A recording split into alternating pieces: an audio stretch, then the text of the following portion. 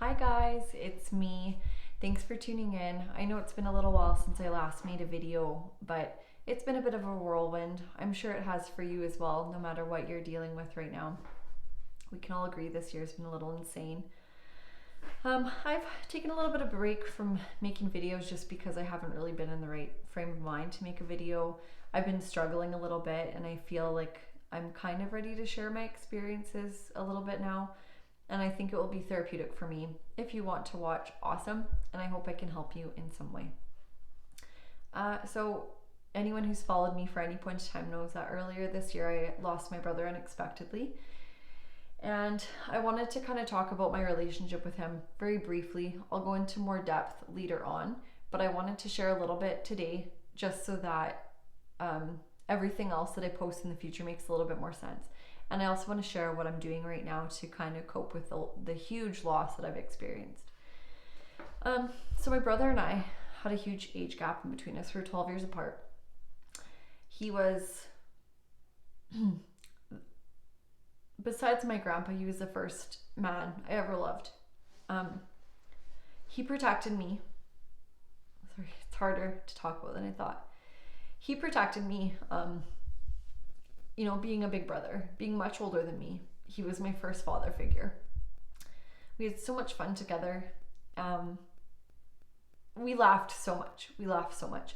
And anyone who knows my brother knows that he was a force to be reckoned with. He dealt with his own issues. He had ADHD, which made him super hyper, and it was really hard for him to focus on things. It was really hard for him to keep a job. It was hard for him to set goals and actually follow through with them.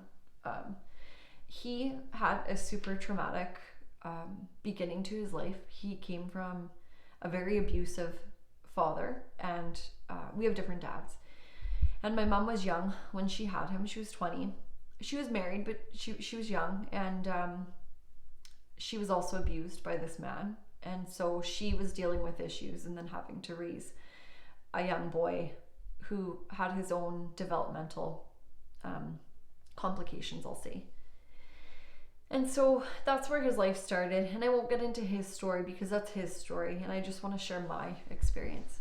But I'll fast forward to a few years ago, more than a few years ago. My brother started making really poor choices as an adult. He made poor choices all throughout his adolescence. He was in jail a few times. He made bad choices. He made mistakes.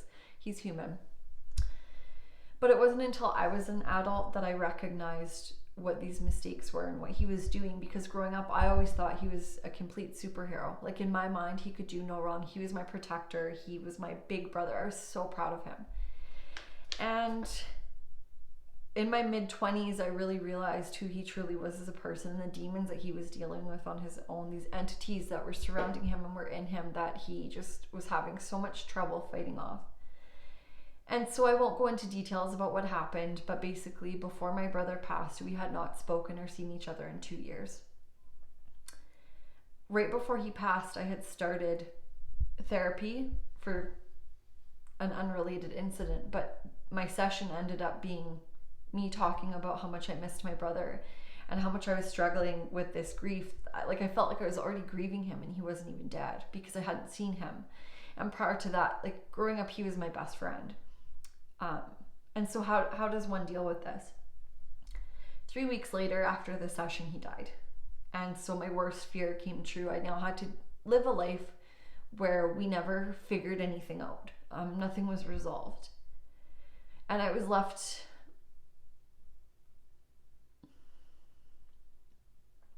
I thought it would be a bit easier to talk about, pardon me. I was left with so many emotions, like, I love you so much, but I hate you, which I don't actually hate him, and how could you leave me like this? And, now I understand that you're at peace and that you no longer have to struggle with these demons in your mind.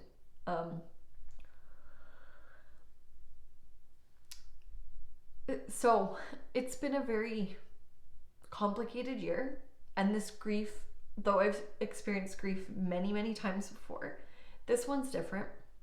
So I've taken some extra steps to move forward and really recover from this, because although I'll never get over it, as people like to say, I can move forward and heal so that when I think of him in the future, it doesn't have to be painful.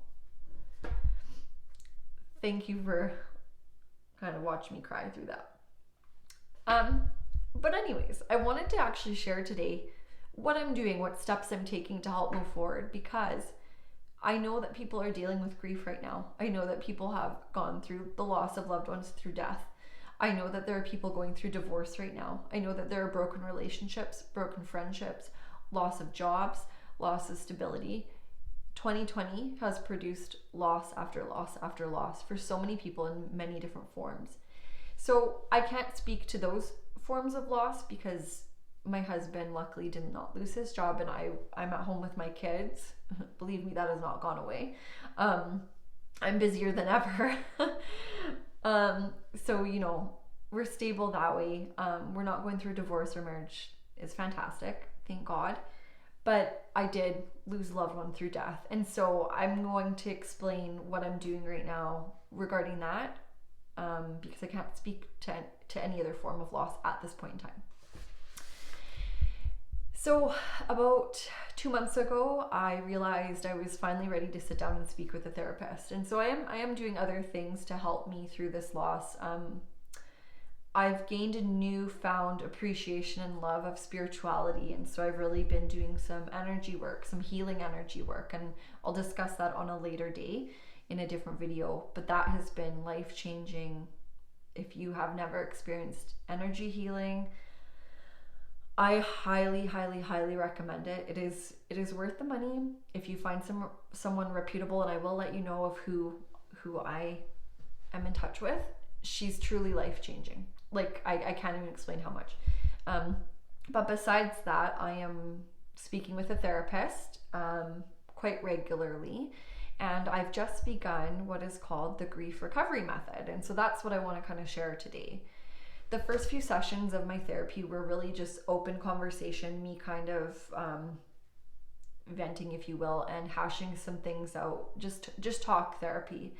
But we both felt that I was ready to move on to more than that, something a little bit more structured, where we did a step-by-step program to bring me to completion of my loss. Now, this is the book that we're using. It's called the Grief Recovery Handbook, and it's going to be amazing. I just finished my first session, and I wanted to talk a little bit about that because it kind of defines what grief actually is, and then it talks about some of the myths surrounding grief, which it's funny because you don't realize them until you read this first chapter and you're like, oh yeah, I've been told that, and that was annoying. So I wanted to talk about that a little bit. But anyways, I'm going through this because I need to bring my relationship with my brother to completion. They don't use the word closure because closure insinuates that something will be finished. And when I buried my brother, it didn't bring me any closure. It was a ceremony, and it told me what had happened, but I already knew what had happened. My relationship with him still exists, even though he no longer exists in person, like physically here in front of me. My relationship with him isn't over. And if anything, it was left in a really shitty circumstance because it was in limbo to begin with. And now I'm left in limbo by myself. And hopefully he's partying it up somewhere. But I'm here, and I need to do something about it so that I can live a fulfilling, happy, peaceful life full of healing. And it's not to say that I won't think of him every day of my life, because I think I will.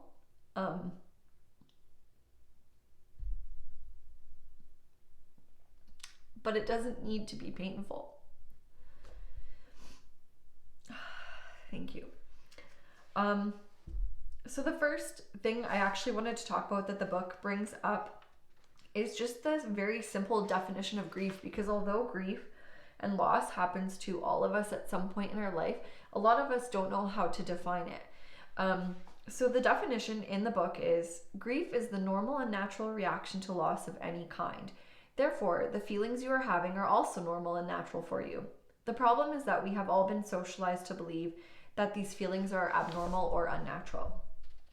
And so this is where the myths come in. You know, you need to be strong. I understand how you feel. Take some time by yourself. Time heals all wounds. These are things that are said when people are uncomfortable and don't know what else to say. But the funny thing is that what I've learned is that a supporter, someone who's trying to help me, actually doesn't need to say anything at all. Just saying, I'm here, is enough. That's all you need to do is say, I'm here. So I just wanted to talk about a couple of the myths that they discuss in this book, some of the phrasing, because anyone who's grieved and has been told these things, which you probably have, I think we can all agree it's very irritating. But the whole point of me sharing this is to hopefully provide some form of knowledge to others who have maybe never experienced it and just aren't aware. Because when people say these things, it's usually not out of ill will or, ill intentions. They want to fix you. they want to make you feel better, and what they don't realize is they can't. It's not in their power to make you feel better. They can kind of maybe guide you there with kind words, but these words aren't really kind. They're just kind of stupid. So the first one is time heals all wounds. That's I've been told that so many times through all the losses that I've endured, and not once has it ever helped.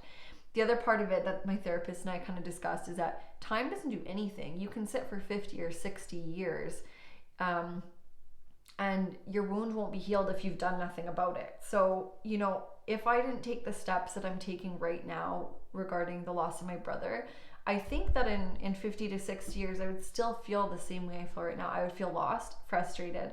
I would feel like, he's gone. I'm here having to pick up all the pieces and figure our relationship out on my own. But if you don't take any small steps to figure it out, you're not going to get anywhere. So time does not heal wounds. Small steps taken by people to get better is what heals wounds. And you're usually left with a scar. If you get a cut on your finger, it will heal, and most times there's nothing left there.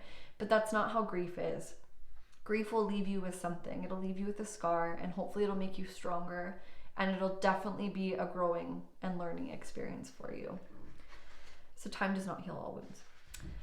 The other thing I wanted to say is when people say, oh, I understand how you feel. Now, first off, no, you don't. Nobody understands how you feel. Nobody understands how I feel, and I don't understand how you feel. And the reason being is because even if you also lost your brother and I've lost my brother, the circumstances surrounding the deaths are completely different. My relationship with my brother was unique to your relationship with your brother. And who am I to say I understand how you feel?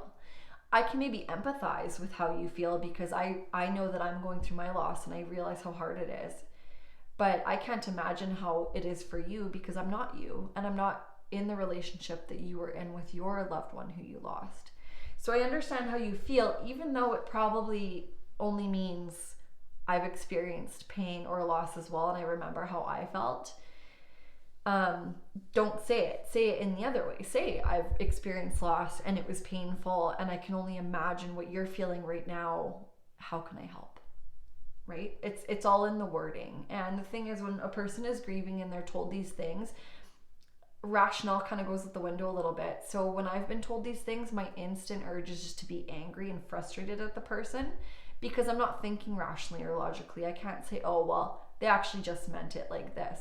I'm not thinking that way. I'm reactive. And that's often how grievers are, is reactive, which is to be expected. It's a very emotional time. The other one I want to talk about, it's the last one I'm going to talk about. I don't want to go too in depth because I do really want to talk about you getting this book if you're going through loss right now, or speaking with a grief specialist, because it is life-changing, is be strong. No. I get what you mean, be strong, but be strong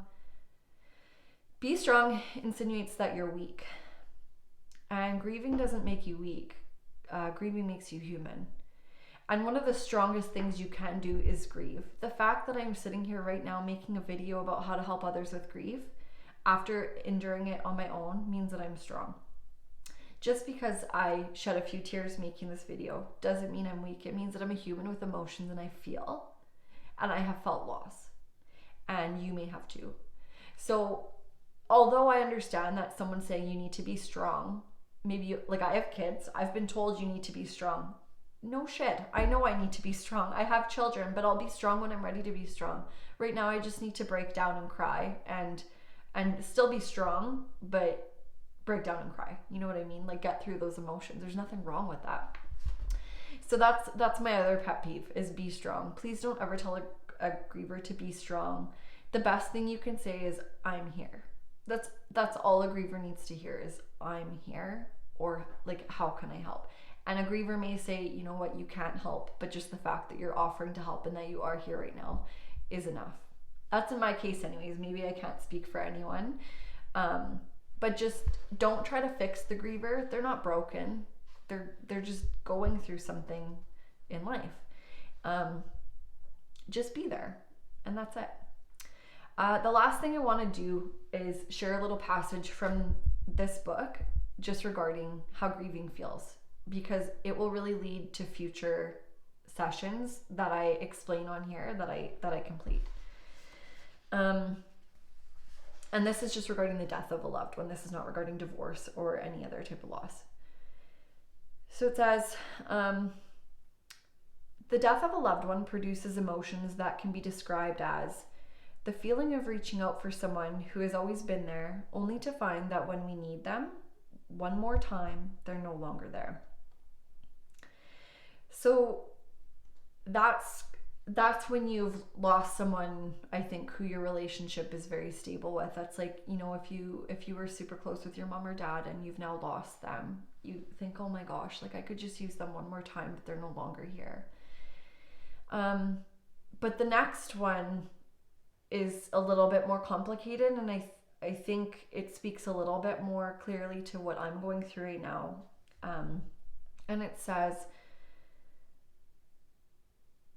some of you will be reading this book for help in dealing with a problematic relationship with someone who has died. So that's me. I'm the one who had the problematic relationship. We might call this a relationship with a less than loved one.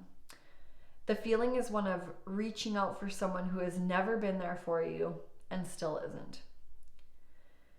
Now I'm kind of in the middle, because the fact of it is that I know my brother. I know my brother more than lots of people know my brother. I may know him better than he knew himself.